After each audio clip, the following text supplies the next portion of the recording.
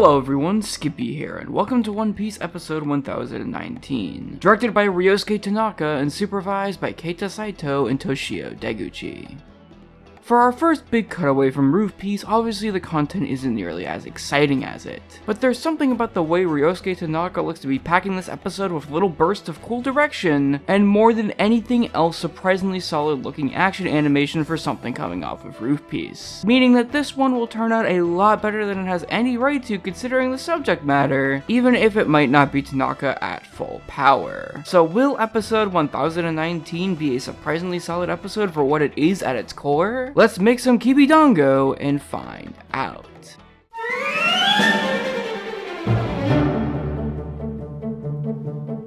This episode covers the majority of chapter 1004, and surprisingly it doesn't present itself with any of the same issues that an episode like last week faced. Because in addition to just going through the motions, there's more of an emphasis on how Tama got to Onigashima in the first place by extending that flashback ever so slightly, and providing connective tissue for how them, Usopp, and Nami secured Hamlet and Speed encountering Briscola. But on top of all that, there is even stuff that was implied in the manga but never outright shown, like Hyogoro actually visibly getting bit by one of the Ice Oni that's on full display here and is its own sequence entirely, which is something that we'll see the effects of later, and that makes it so all the filler, while not being too massively extensive, goes a long way in making the episode not feel too insanely slow, and if anything, it makes it feel as fast-paced as it should once we get to the frantic action with Franky and Sasaki. And that helps what could have been an insanely boring episode be a bit more engaging and additive to the overall structure of the story of this arc, and Tanaka did just enough to bring it all to life.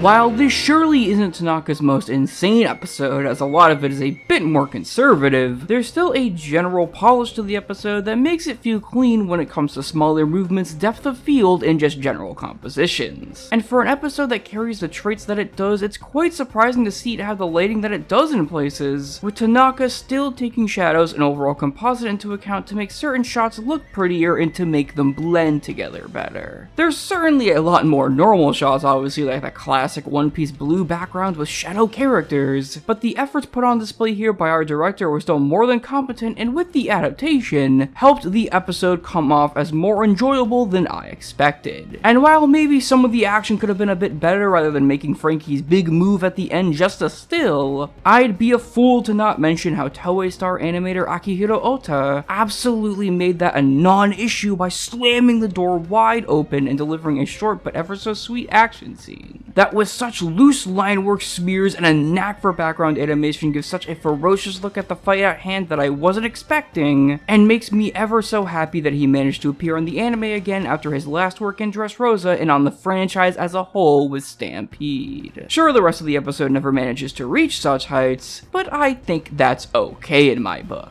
It's a pretty solid episode all in all, but it achieved what I think it wanted to and then some, and overall had greater production values than I was expecting for a more normalish episode. When even corrections from Deguchi don't really look all that jarring and actually mesh well with Saito's this time, I can hardly criticize the effort for what was a fairly nice episode. And next week's episode 1020 also looks like it'll be doing just what this episode set out to do, well, adaptation-wise at least. Tasuku Shimaya is still a bit new, so his directorial skills are a bit here and there sometimes, but the general direction of the episode looks quite nice amongst the corrections from Hisada, and what looks like more extensive filler that will help the pacing and overall mold of the arc once again. So even if it might not be as well produced as this week, it still looks like a good time to me. Anyways guys, that's it for now. I'm Skippy, and all hail Chadkey.